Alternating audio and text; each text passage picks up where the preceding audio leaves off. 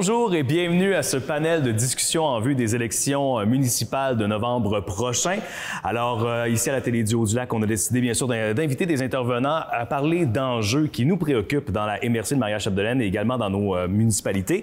J'ai avec moi ma co-animatrice Vanessa Girard. Bonjour François. Ça va bien? Ça va très bien. Alors, bien sûr, au cours de ce panel, on a également des invités avec nous. Tout d'abord, je voudrais saluer Mme Carole Richer, conseillère en développement local à la MRC de Maria-Chapdelaine et présidente du comité consultatif de Maria-Chapdelaine. Bonjour. Bonjour. On a aussi, c'est un homme qui a été journaliste longtemps ici, entre autres pour le Nouvel Hebdo, la Télé du Haut-du-Lac et toutes sortes d'autres médias de notre région. Monsieur Jules Simard, bonjour. Salut. Bonjour. Également, nous avons avec nous Cindy Tremblay, qui est membre du comité consultatif jeunesse de la MRC de Maria-Chapdelaine. Bonjour. Salut, François. Et finalement, on a avec nous un membre de la Ligue des propriétaires du secteur Vauvert, Monsieur Bernard Villeneuve. Madame Girard, bonjour. Monsieur Rousseau, bonjour.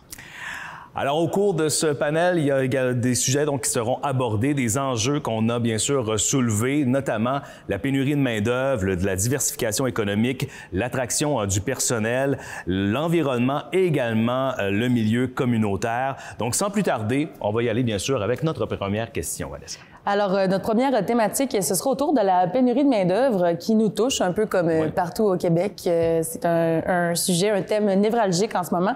Donc, on va donner la parole à nos invités sur ce sujet-là. Alors, on voulait savoir, pour vous, là, face à la pénurie de main-d'œuvre actuelle, qu'est-ce que les prochains conseils municipaux et la MRC pourraient faire pour aider la situation? On va commencer avec vous, M. Simard. Ah, bon, bien, alors, dans un premier temps, je pense que ce qu'il faut regarder... Oui, on parle de pénurie de main-d'œuvre et on est devant un conseil municipal qui se doit de prendre des décisions afin d'aider au mieux-être de sa population. Et la question de la main-d'œuvre, de la pénurie de main-d'œuvre, elle est cruciale parce que le conseil municipal, habituellement, à part créer ses propres jobs, est peu enclin à aller du côté soit de l'entreprise privée ou d'autres types d'organisations. Mais il est important à ce moment-ci que le prochain conseil municipal, à mon avis, fasse valoir la préoccupation sur la place publique de la question de la pénurie de main-d'œuvre. À cet effet, je pourrais juste, et on va certainement devoir aborder dans d'autres sujets, mais même si ce n'était que de voir, actuellement, il y a un phénomène qui se passe. Dans les grands centres, actuellement, les gens ne vont plus ou n'iront plus, quasiment plus travailler à l'intérieur de grands édifices. On va faire du télétravail.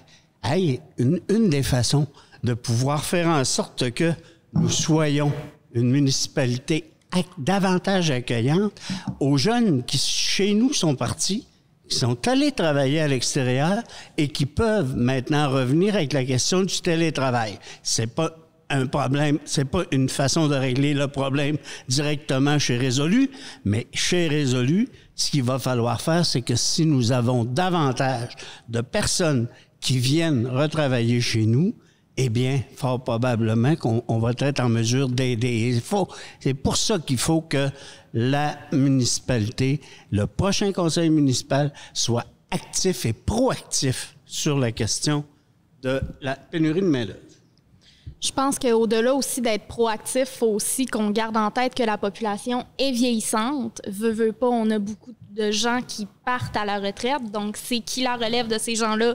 C'est les jeunes, mais maintenant, il faut que les jeunes restent ici. Il faut que les jeunes aient intérêt à rester en région, à prendre la place. Donc, je pense que c'est un point aussi qu'il faut garder en tête aussi pour les prochains conseils municipaux. Deux éléments. Premièrement, l'immigration. Est-ce qu'on a pensé à l'immigration? Créer une structure d'accueil des travailleurs étrangers pour notamment travailler dans des secteurs cruciaux de notre économie locale qui sont présentement très graves. Pénurie de main-d'œuvre, je pense aux bleuetières, là où on cueille des attaquants, je pense ou plus communément appelés des canneberges. Il faut créer une structure. Il y a des exemples qui nous sont donnés cette semaine. Il faut que cette semaine, aux nouvelles, on parlait dans l'ancienne maison Price à Chicoutimi, une maison d'accueil pour les gens qui viennent travailler. Est-ce qu'on ne pourrait pas être proactif et créer une maison d'accueil, un service d'accueil pour les gens qui veulent travailler? Parce que c'est important de ramener nos jeunes qui sont partis de la région. Je ne crois pas que ça suffit parce que ce ne sont pas tous des gens qui sont prêts à occuper les emplois qui sont disponibles ici. Souvent, c'est des jeunes qui sont allés étudier fort longtemps, qui sont très spécialisés. Donc, ils vont revenir, mais pour occuper d'autres genres d'emplois que des emplois dans le domaine agricole, par exemple. Deuxième élément, les retraités. Les retraités sont de plus en plus jeunes. On parle de retraités. J'ai rencontré un retraité de Résolu il n'y a pas longtemps qui était sorti à 55 ans, si je ne m'abuse. À 55 ans, vous avez un fonds de retraite pour vivre confortablement, mais il se pourrait que vous vous ennuyiez fort. Alors, à ce moment-là, je pense à un organisme comme Emploi Retraite, qui, eux, se préoccupent de faire une espèce d'inventaire des personnes retraitées qui aimeraient retourner pour quelques jours, pour quelques heures sur le marché du travail. Donc, moi, c'est ce que je pense qui pourrait innover et qui pourrait régler au moins partiellement le problème de la main-d'œuvre à Dolbeau-Mistassini. Bien, en fait, tout ça, ça se résume à être attrayant. Là. Ce qu'on comprend, c'est qu'il faut qu'ils reviennent des gens chez nous, qui proviennent de l'immigration, que ce soit des retours en région ou tout simplement de nouvelles personnes. Et devenir attrayant, ça se fait pas du jour au lendemain. Il y a une semaine, la une du Nouvel Hebdo disait « On est en pénurie de logements ». L'année passée, il y a une étude qui disait que les services de garde, il nous manquait 17 services de garde juste dans la MRC de Maria-Chapdelaine. Alors, c'est beau de vouloir attirer les gens, mais il faut être attrayant puis accessible. Et là, présentement, il y a beaucoup de travail à faire en amont d'attirer des gens parce que c'est bien beau, là, tu veux venir t'établir chez nous, mais on a de la misère à trouver du logement, on ne te fournit pas de services de garde, puis c'est un peu trim-toi, là, tu sais. Fait que là, l'idée, c'est qu'on arrête de faire... on peut pas être accueillant à temps partiel. Tu sais, on est accueillant ou on ne l'est pas. Puis là, il faut que les municipalités aient le vouloir, en fait, de devenir accueillants. Puis dans notre Porte ouverte sur le lac, qui est notre organisme d'accueil et d'intégration, on produit un guide de municipalités attrayantes et l'an dernier, il y a Normandin et Dolbeau-Mistassini qui ont fait cette démarche-là. Il y a des municipalités plus situées en ruralité qui veulent faire cette démarche-là aussi. Alors, il faut prendre conscience, il faut que les municipalités prennent conscience que c'est pas un automatisme, là. Si tu n'as pas de logement puis tu n'as pas de ressources à donner aux gens qui vont venir s'établir chez vous, bien, tu n'auras pas de gens qui vont venir t'établir chez vous.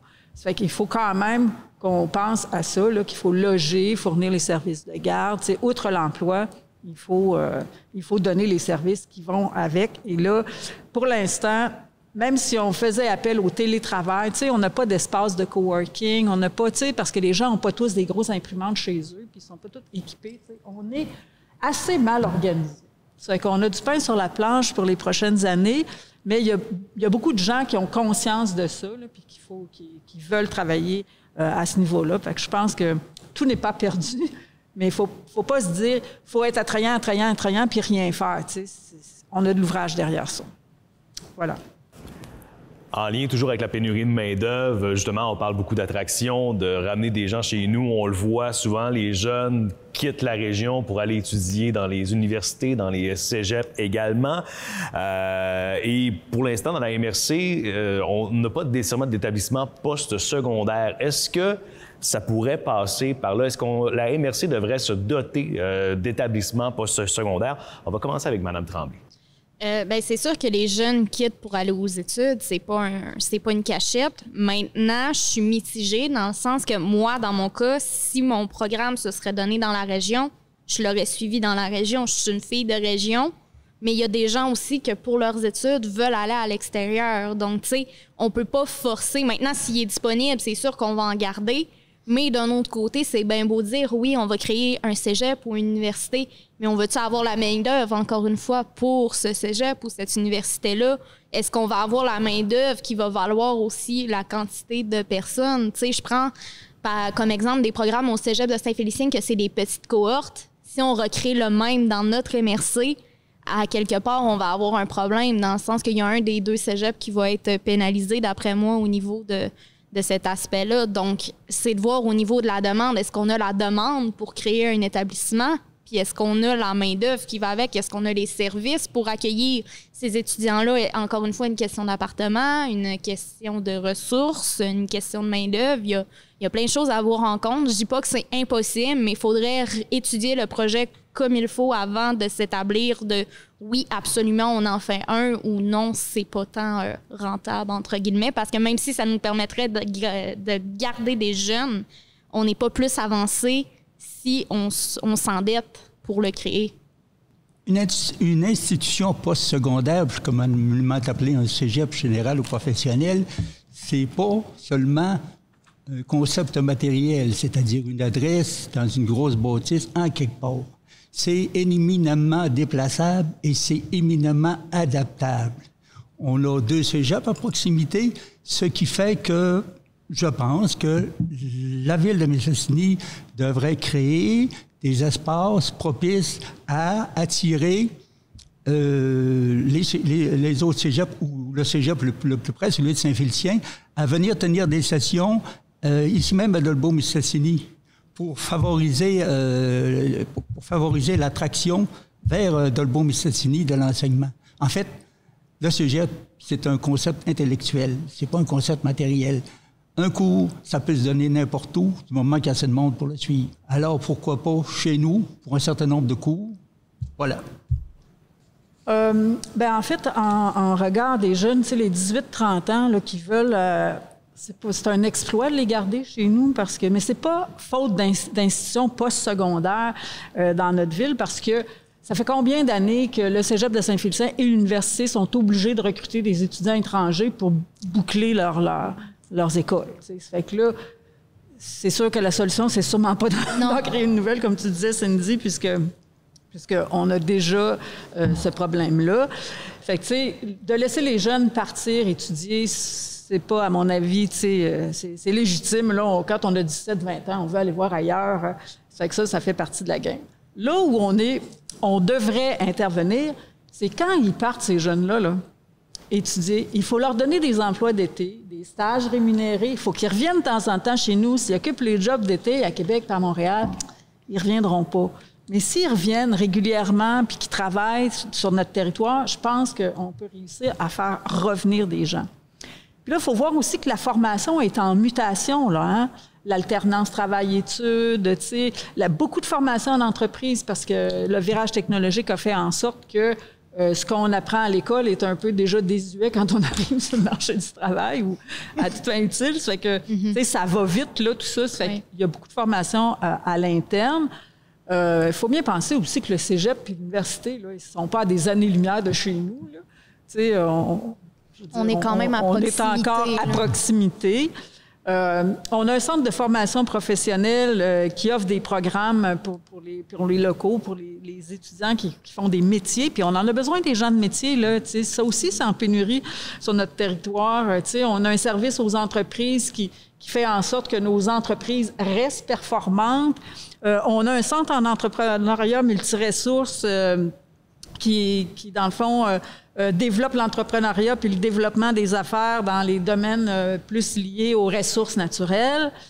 Il y a aussi maintenant l'éclatement des lieux de formation. Là, tantôt, Bernard disait faudrait que, tu sais, la formation, ça se fait partout. Bien là, aujourd'hui, au 3F, on est sur un plateau de travail d'un AEC du Cégep de Saint-Félicien, le programme de management d'hôtellerie et de restauration, dans le fond, qui se donne ici puis qui accueille des étudiants étrangers. Il y aura une deuxième cohorte. Il en faudrait plus, madame. Il y aura une deuxième cohorte. Il y a un nouveau projet aussi là, qui va débuter, qui s'appelle Espace 3, qui est un projet qui mise sur l'insertion socio-professionnelle au profit du numérique.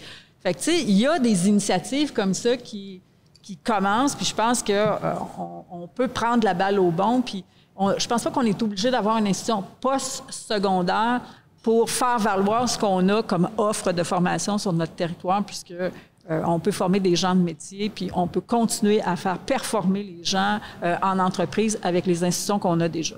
Alors voilà. Ça en prend toujours qui sont un peu à côté ou peut-être pas directement dessus.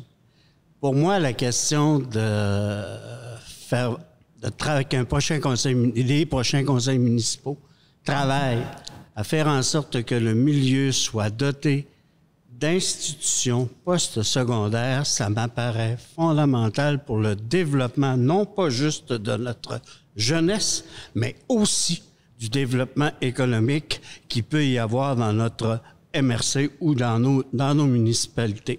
En ce sens, oui, fort probablement qu'exiger au moment où on se parle la venue d'un cégep à Dolbeau, ouais, c'est vrai, on va rêver en couleur. C'est vrai, je rêve en couleur. Par contre, si nous maintenons qu'on n'a pas besoin d'avoir des enseignants, du personnel enseignant, du personnel qui est doté, c'est des idées, ça. La créativité, là, hein, ça origine pas seulement en arrière d'une machine.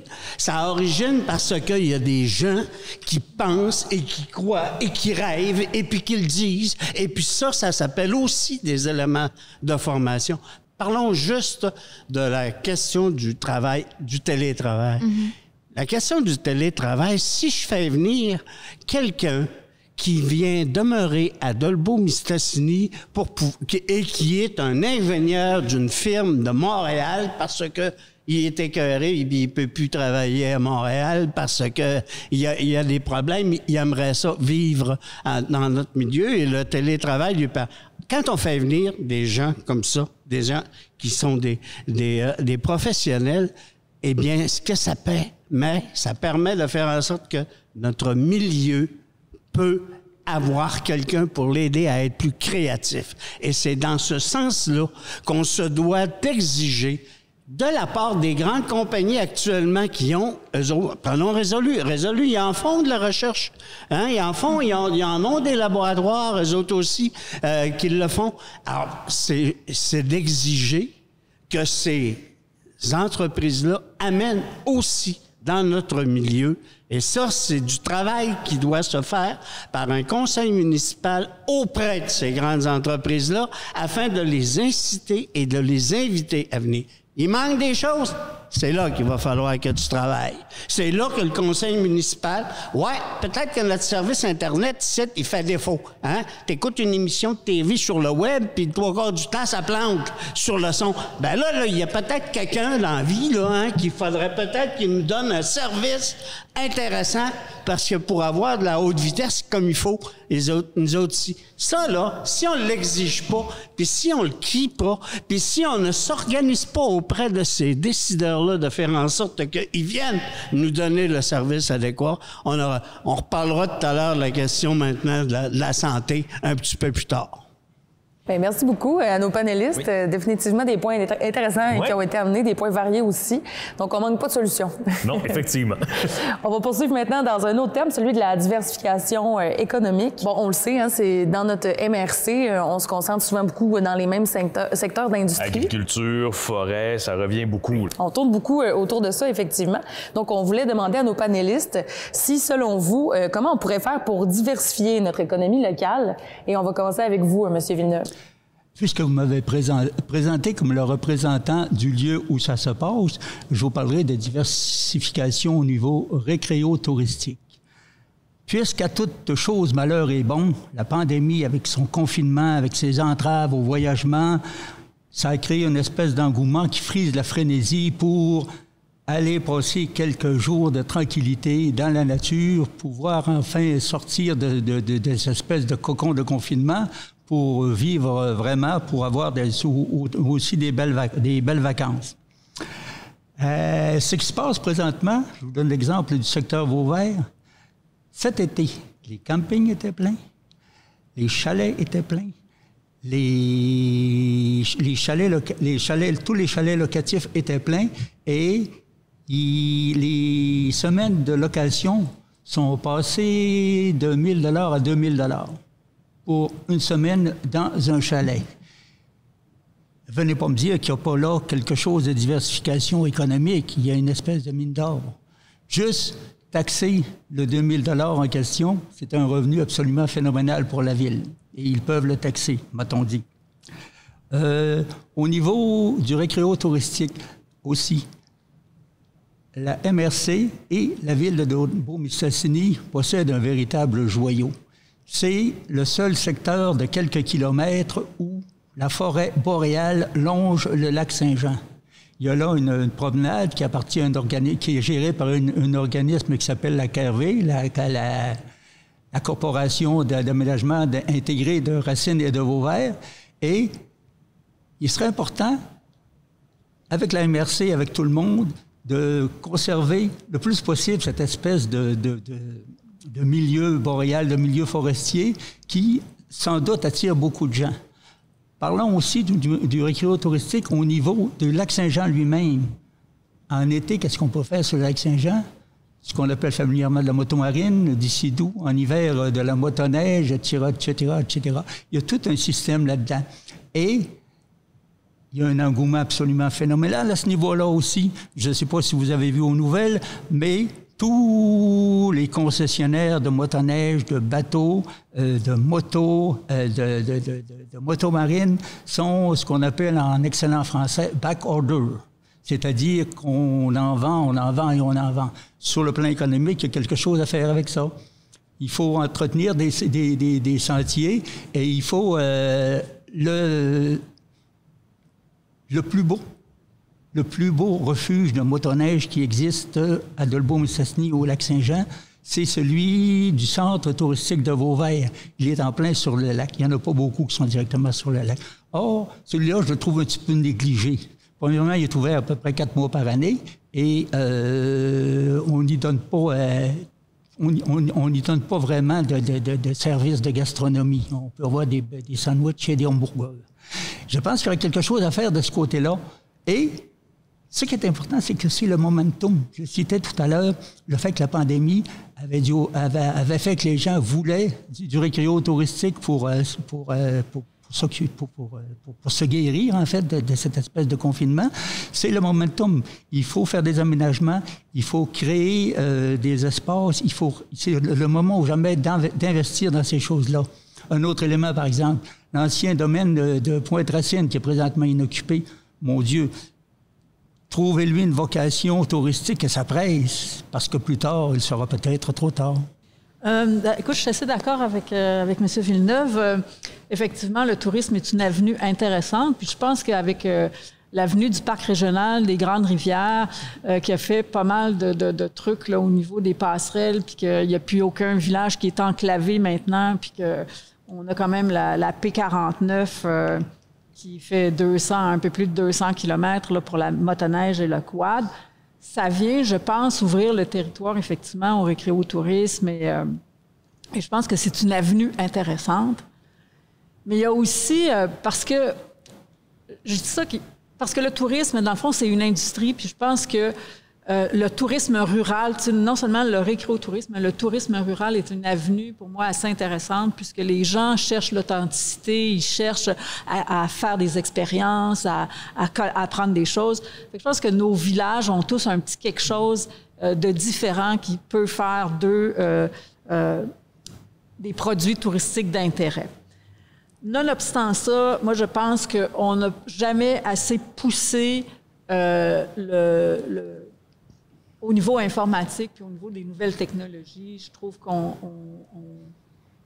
n'a pas développé cette industrie-là. Puis, tu sais, maintenant, les économistes, ils disent, oui, il y a l'économie primaire et secondaire, puis nous, chez nous, c'est 31 % de notre économie.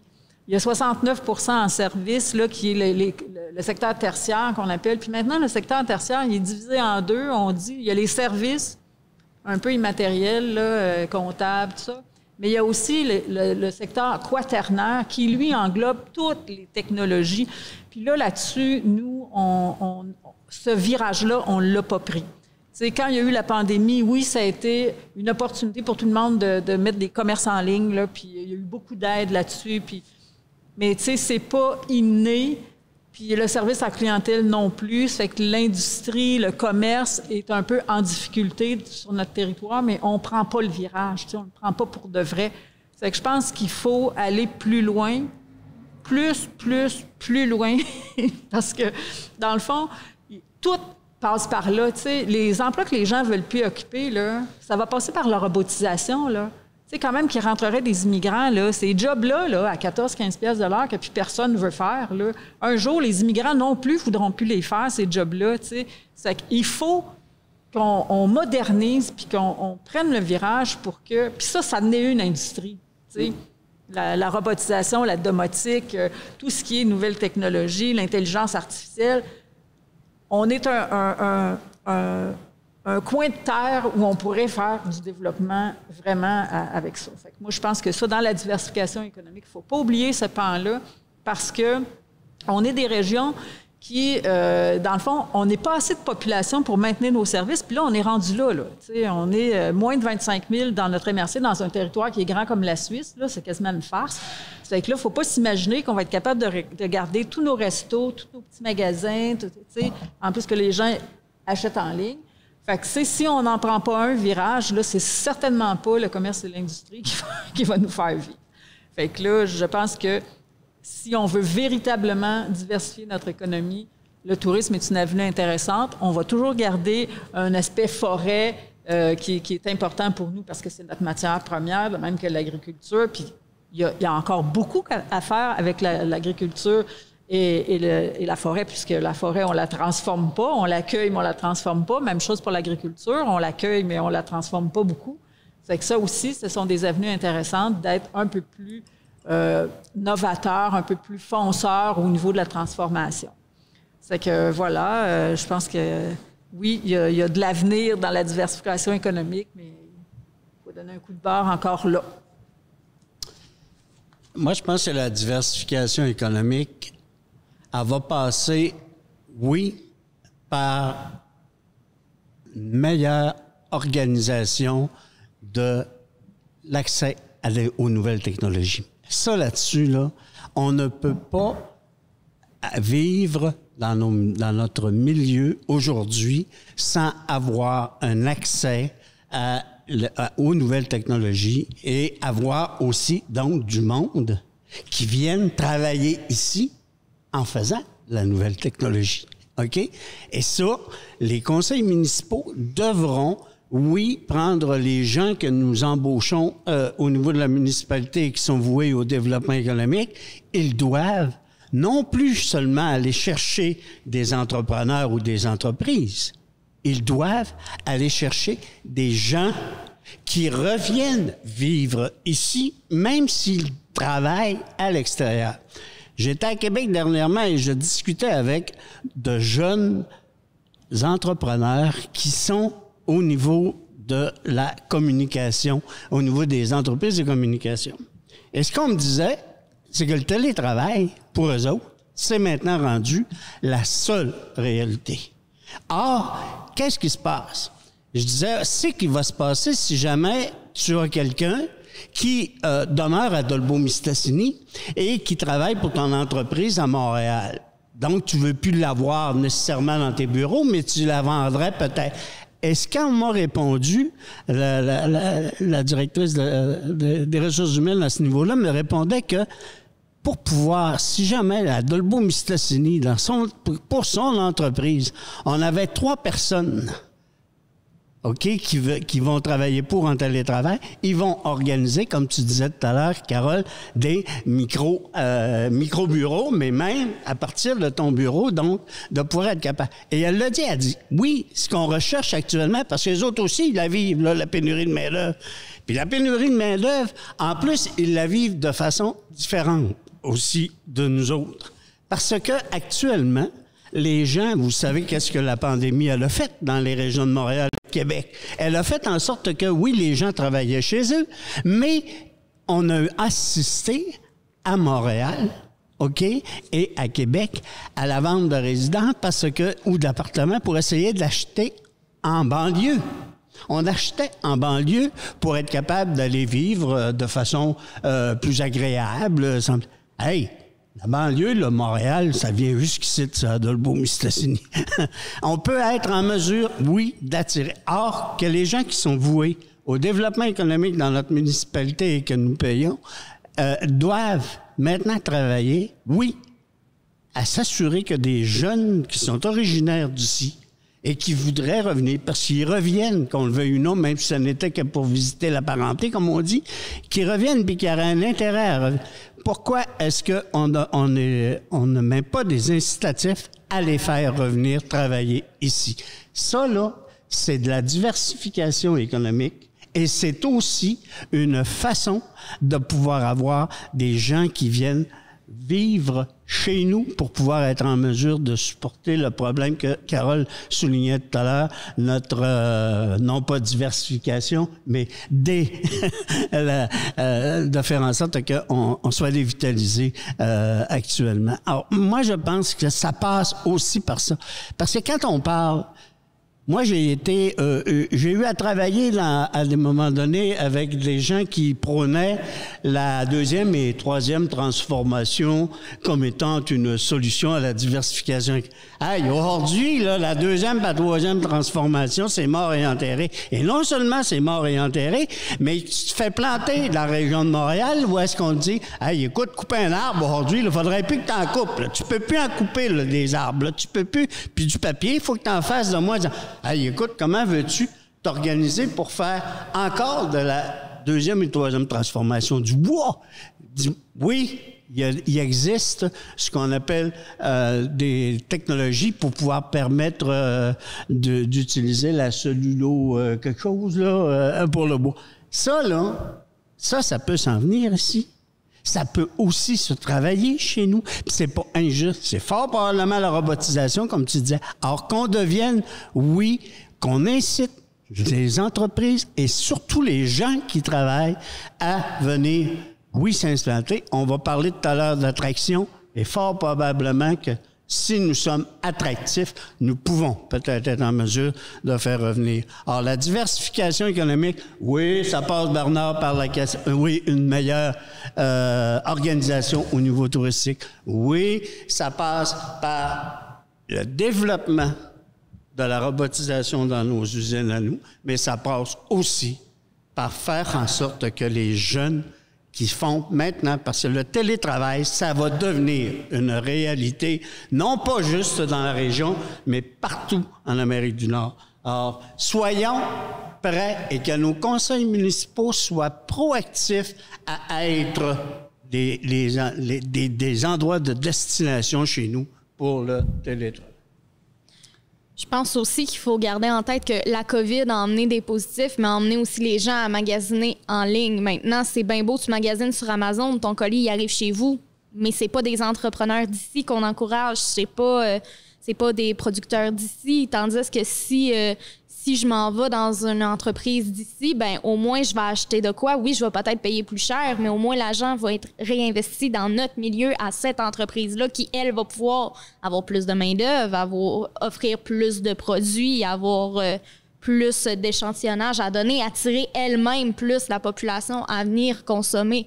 Donc, je pense que faut toujours que le conseil municipal garde en tête que oui, c'est bien beau de dire « Ah, on va faire tant d'entreprises », mais avant de dire « On va créer 10 nouvelles entreprises », qu'est-ce qu'on a à notre disposition? Qu'est-ce qu'on peut améliorer ou qu'est-ce qu'on peut, à la limite, qu'on a de besoin qui n'est pas encore créé? Est-ce qu'on a quelqu'un qui pourrait le faire, qui est déjà en mesure de le faire ou qui serait prêt à prendre cette charge-là plutôt que de se dire « Ah, ben c'est pas grave, Amazon le fait. » Oui, mais Amazon n'emmènera pas les gens ici. En gardant nos entreprises, on permet aussi d'avoir un attrait pour le tourisme aussi. L'été, Bernard en parlait, on a plein de joyaux qu'on peut utiliser dans chacune de nos villes. Faut juste qu'on garde toutes ces informations en tête. J'aimerais rajouter ceci.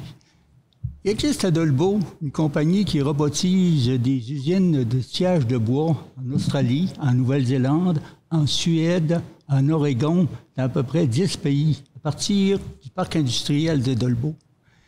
Il y a ici du génie et des ressources absolument phénoménales. Pourquoi ne pas en faire une espèce d'inventaire et dire « Savez-vous qu'à Dolbeau-Mistassini, vous pouvez faire ça, ça, ça ». Les gens vont revenir les yeux ronds, puis ils vont réfléchir à l'idée de s'installer à Dolbeau-Mistassini. Justement, parlons-en d'attraction pour attirer des jeunes familles ici dans notre secteur. On a entendu plusieurs idées, bon, Internet haute vitesse, justement. Est-ce que ça passe, par exemple, par des meilleurs plans de communication? Est-ce que ça peut passer par d'autres initiatives comme ça? Qu'est-ce que les conseils municipaux devraient faire pour amener les gens, justement, à venir s'établir ici de manière permanente. Quelles sont les qualités? On a beaucoup entendu peut-être de problématiques, mais quel avantage on pourrait mettre d'avant? C'est la question qu'on va se poser présentement et on va commencer par Mme Richer. Bien, je le disais d'entrée de jeu, être attractif, c'est plus que l'emploi. Hein? Dans le fond, Bernard a parlé de récréotourisme, j'ai parlé de logement, de garderie. Je parlerai de plaisir aussi. Parce que quand on vient s'établir à quelque part, il faut que c'est un amalgame de tout ça. Là, on peut pas. Puis il faut que l'emploi soit offert autrement. Ça fait combien d'années qu'on entend parler de la conciliation travail-famille? Hey! Moi, j'ai des petits-enfants à cette heure-là. Ils sont revenus s'établir ici, mes enfants, parce que c'est un problème, ça, là, la conciliation travail-famille, quand tu n'as pas de grands-parents. Ça fait que... Puis moi, je suis pas un modèle en soi, là, parce que je travaille, Ça fait que c'est un peu... la conciliation travail-famille, tout le monde dit ça. Nous faisons de la conciliation travail-famille. Là, on a eu une obligation de faire de la conciliation travail-famille parce que tout le monde était en confinement. Par défaut. Fait que là, les gens ont été, comme je vais dire, patients. Mais est-ce que c'est dans l'air du temps? Je suis pas sûre. Les camps de jour cette année, Dolbeau-Mistassini, 6 semaines. Hey! Les enfants qui ont 6 à 10 ans, ils se gardent pas, là, les 4 autres semaines de congé scolaire, là. Ils se gardent pas tout seuls, ces enfants-là. Tu sais, je le répète, là, si les conseils municipaux ils ont quelque chose à faire, là, c'est de regarder qu'est-ce qui se passe avec les enfants, puis avec les grands-parents, puis avec tous les gens qui habitent chez eux pour savoir s'ils répondent à leurs besoins. Puis moi, je dis que non. Les conseils, ils ne font pas cette réflexion-là. Est-ce qu'on répond aux besoins de toute notre population? La réponse, c'est non. C'est que, imagine, si on veut accueillir de nouvelles personnes qui être attrayants, bien, il faut être capable, il faut être en mesure de répondre à ça. C'est que là, tu sais, oui, le télétravail, c'est là, mais le télétravail, ça demeure que si demain matin, on retombe en confinement, c'est dur de faire du télétravail avec tes 2 enfants de 4 et 6 ans, là. C'est que, tu sais, il y a quelque chose qui ne fonctionne pas.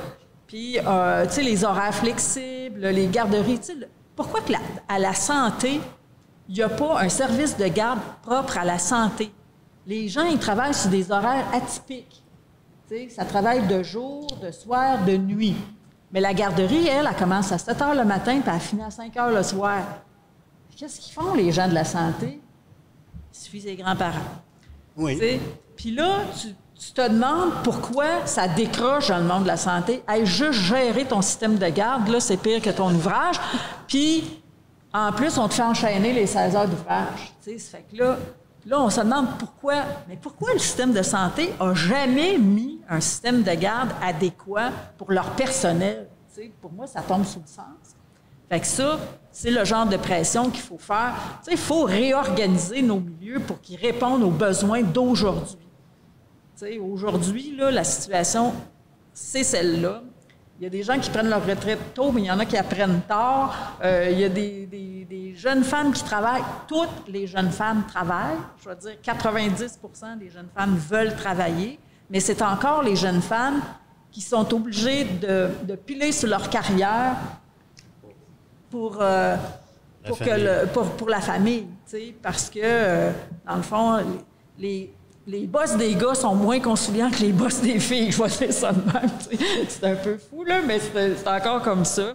Fait que, tu sais, il faut passer aux années 2020, là, un jour, puis s'organiser pour que ça fonctionne. Là, la machine, elle ne fonctionne pas. Puis il y a plein de trous de services comme ça. Puis on se demande pourquoi les gens ils décrochent. Bien, les gens décrochent parce que la trame n'est pas organisée. Tu m'amènes à dire la chose suivante aussi, moi.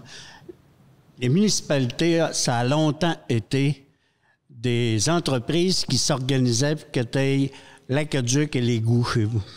Ça, c'était des services essentiels.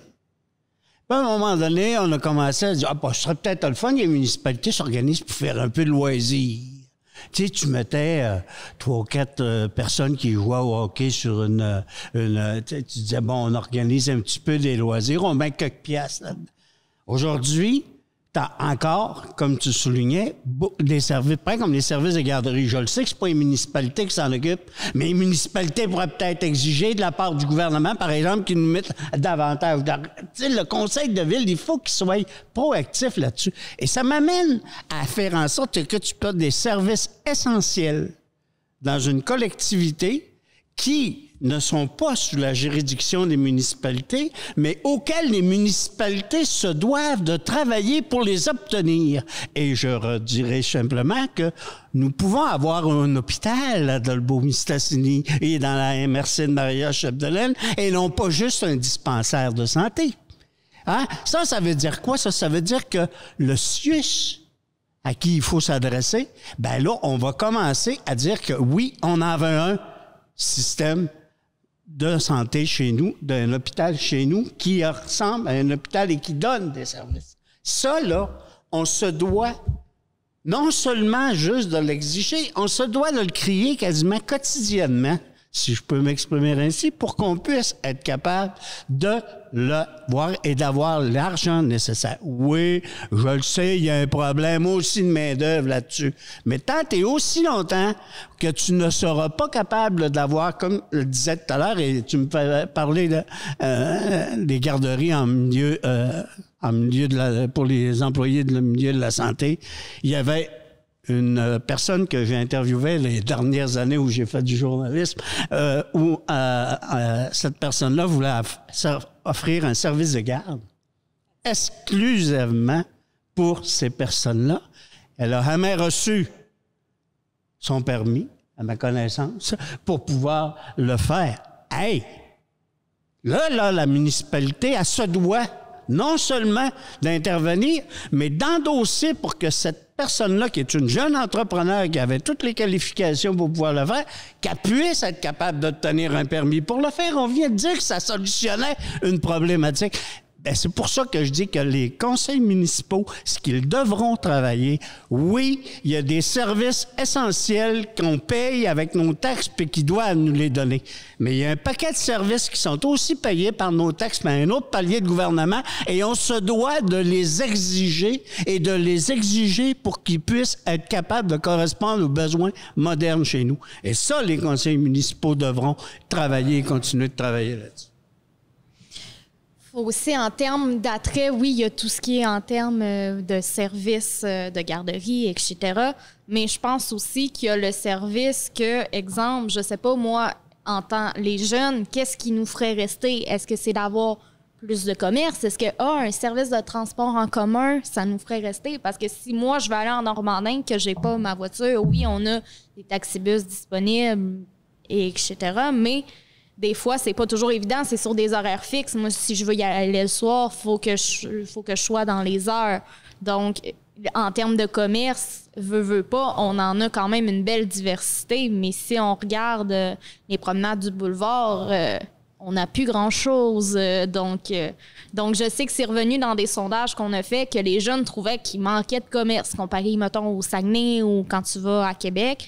Donc, est-ce que ça serait juste d'ouvrir des commerces? Pour les familles, est-ce que ça serait, au-delà d'avoir plus de parcs, c'est bien beau, tu crées 3 parcs de plus, mais déjà rénover ceux qui sont déjà là, ça serait bien parce qu'on a des parcs, on en a, mais la plupart sont mal entretenus ou mériteraient d'être rafraîchis un peu.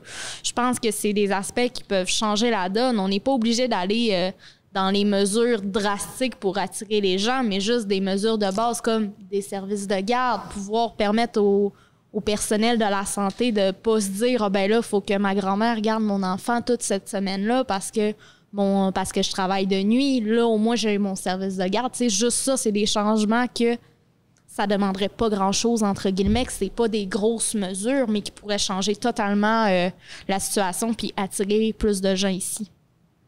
Je vais vous résumer ça dans pas long. À un moment donné, j'ai eu la chance de connaître quelqu'un qu'on appelle un chasseur de tête. C'est quelqu'un qui va chercher le gars qu'il faut pour le job, ça presse. J'ai posé la question suivante. Comment tu fais pour attirer un professionnel à 200 000 à Dolbeau, par exemple? Et c'est pas compliqué. Il dit, mon bonhomme, c'est pas juste la grosse job qui l'intéresse, il y a aussi le milieu de vie, les services, etc., etc. Et la liste qu'il m'a donnée correspondait très exactement à ce que les 3 autres panélistes viennent de dire. Voilà.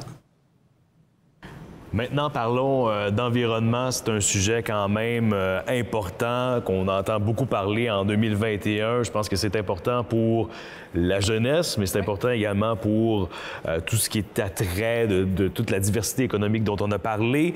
Et justement, l'environnement, la lutte au changement climatique, ça prend beaucoup, beaucoup de place. Selon vous, quel est le rôle des élus municipaux? Quel rôle devraient-ils jouer pour ce qui est des enjeux environnementaux? On va commencer avec M. Simard.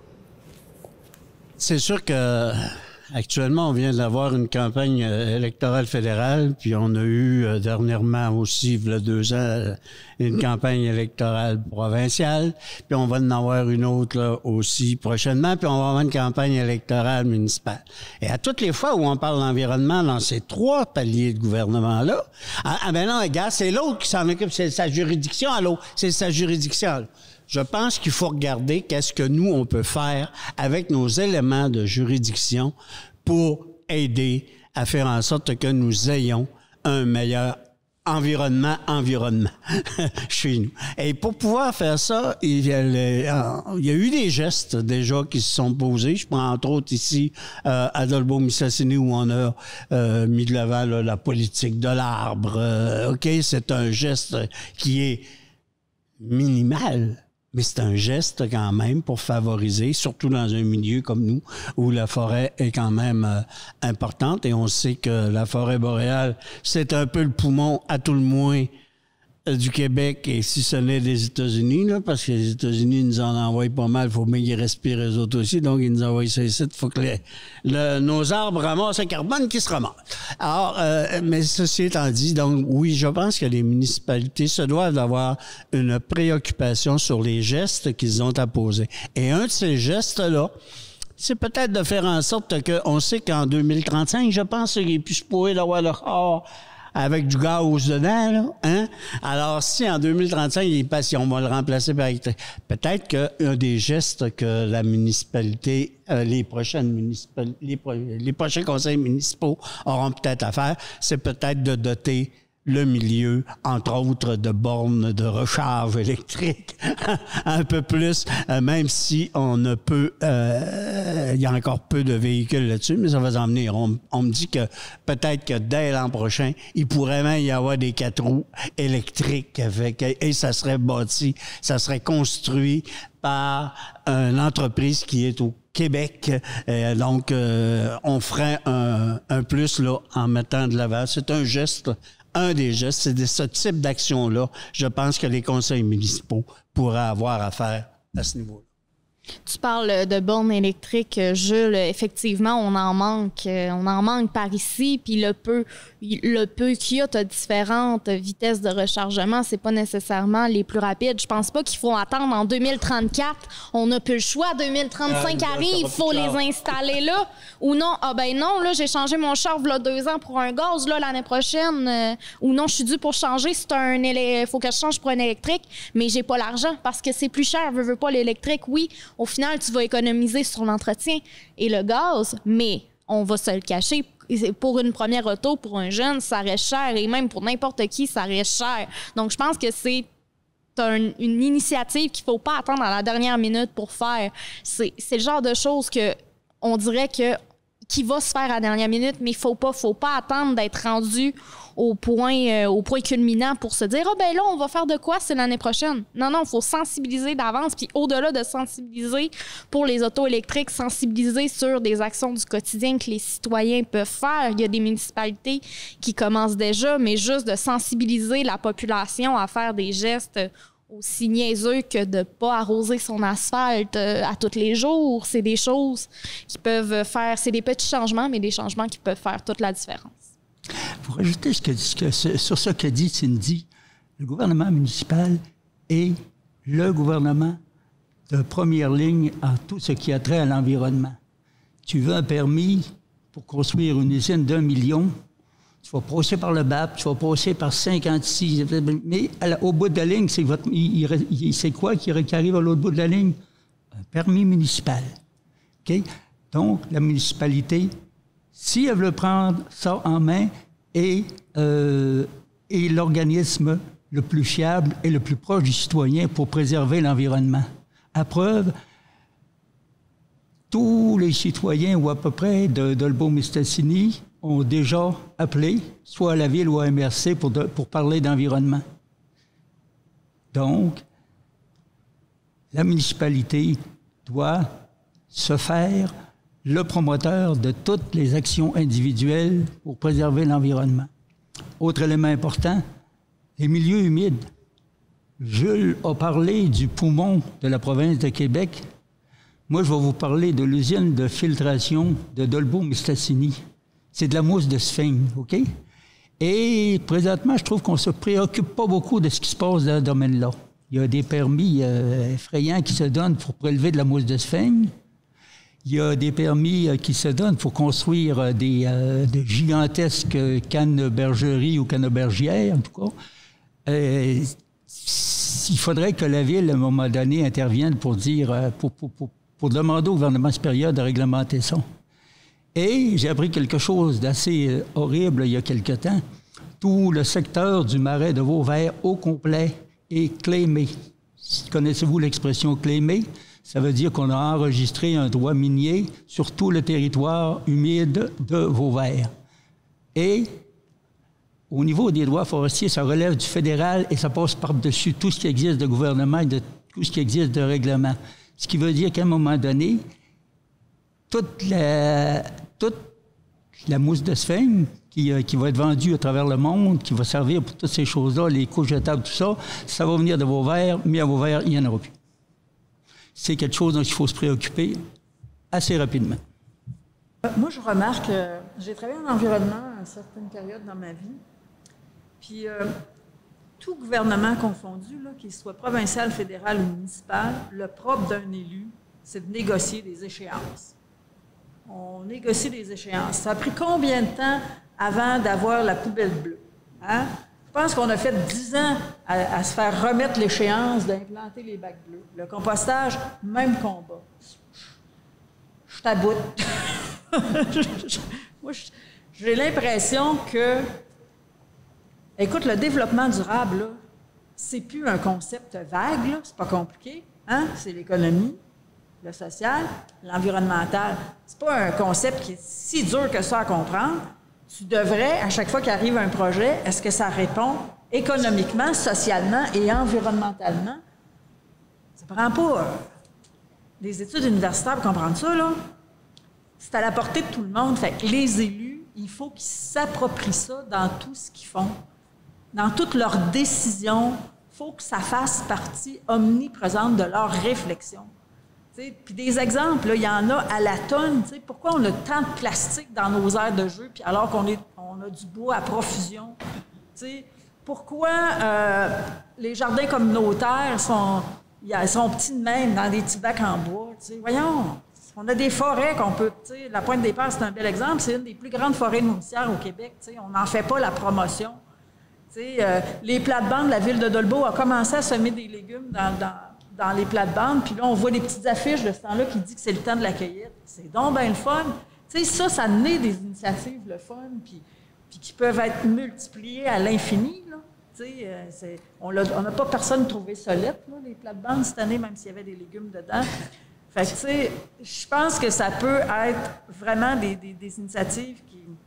Puis il faut encourager la mise en commun, la mutualisation, développer le transport en commun. Tu sais, en faire... Tu sais, sur Dolbeau-Mistassini, là, le transport en commun a perdu... Le service de taxi a décidé qu'il ne nous donnait plus de service. Écoute, là, on l'a vu, là, comment c'était du trouble organiser le transport en commun, tu sais, parce qu'avant, on donnait nos transports au service de taxi, puis ça se faisait. Mais là, écoute, on le voit comment c'est compliqué avec trouver des chauffeurs qui vont donner le service 7 jours par semaine parce que le monde en veut, puis tout. Tu sais, mais on n'est comme pas organisé.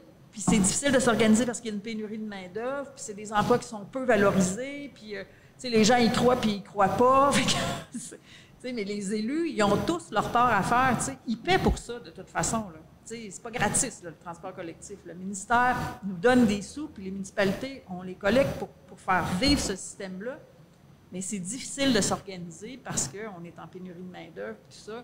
Puis les gens, dans le fond, comprennent mal la façon de faire, c'est du transport à la demande. Tu sais, comme tantôt, Cindy disait, ouais, mais tu sais, les heures, tu sais, il y a un système, oui, qui va en Normandin, mais les heures ne me conviennent pas. Ben oui, mais il y a le transport à la demande, tu vas juste payer plus cher, tu sais. Mais c'est, tu sais, les efforts, c'est les citoyens, mais les élus doivent le faire aussi. Tu sais, il n'y a comme pas de... Il n'y a pas de plan de match au niveau environnemental. Puis, tu sais, tous les exemples que j'ai donnés, c'est des trucs qui sont simples, là.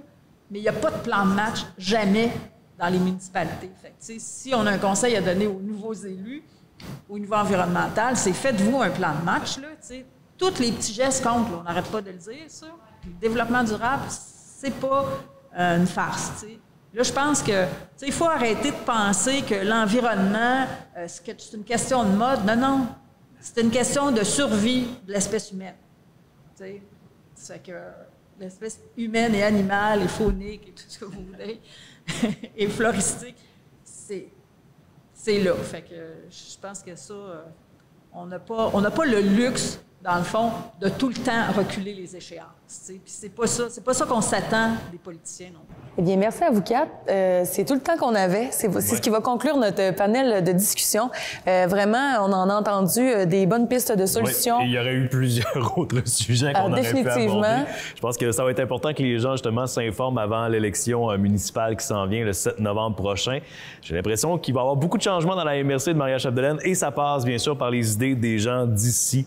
Donc, j'invite les gens, notamment, à s'impliquer en politique municipale, même si ce n'est pas nécessairement dans cette élection-ci, pour les prochaines élections. Oui, s'impliquer, réfléchir, faire des recherches, aller voir les différents points de vue et surtout aller voter le 7 novembre prochain. Donc, ben François, merci beaucoup d'avoir connu le panel avec moi. Merci à nos différents panélistes, Mme Carole Richer, M. Jules Simard, Mme Cindy Tremblay et M. Bernard Villeneuve. Et merci à vous d'avoir été là.